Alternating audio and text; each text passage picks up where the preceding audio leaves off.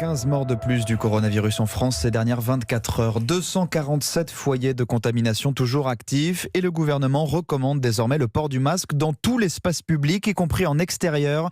C'est une première depuis le début de la crise. Le masque pourrait même devenir obligatoire dans certaines zones d'ici quelques jours. Dans le département du Nord, par exemple, l'Agence régionale de santé des Hauts-de-France l'envisage au vu de sa proximité avec la Belgique où les contaminations explosent et devant la hausse déjà des appels au SAMU. Maximilien Carlier.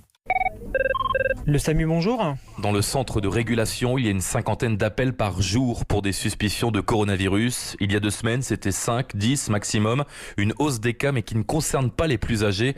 Grégory, assistant de régulation médicale. On a de plus en plus de sujets jeunes qui nous appellent, qui n'ont pas de problème de santé particulier, mais qui ont les symptômes du Covid-19. De la fatigue, de la fièvre et de la toux. Mais alors pourquoi cette partie de la population? C'est 15-45 ans. Explication de Roch Joly, chef du service adjoint au SAMU. Cette tranche d'âge ne se protège pas bien et c'est eux qui participent à la propagation que nous connaissons actuellement. Il y a un bruit de fond dans les autres départements des Hauts-de-France, mais plus marqué dans le Nord. Une recrudescence récente et un virus qui se transmet par exemple lors des réunions de famille. C'est eux qui vont amener la maladie à leurs proches. Ils vont ramener la maladie chez eux. Ils vont ramener la maladie à leur tante, à leur grand-père, à leur grand-mère. Ou ils vont la ramener au mariage. Typiquement, on a des contaminations qui se font dans les mariages. En famille, on ne met pas les masques. On ne va pas mettre les masques pour le mariage, bien entendu.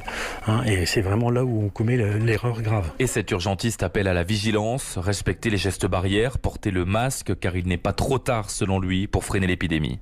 Lille, Maximilien Carlier, Europe 1.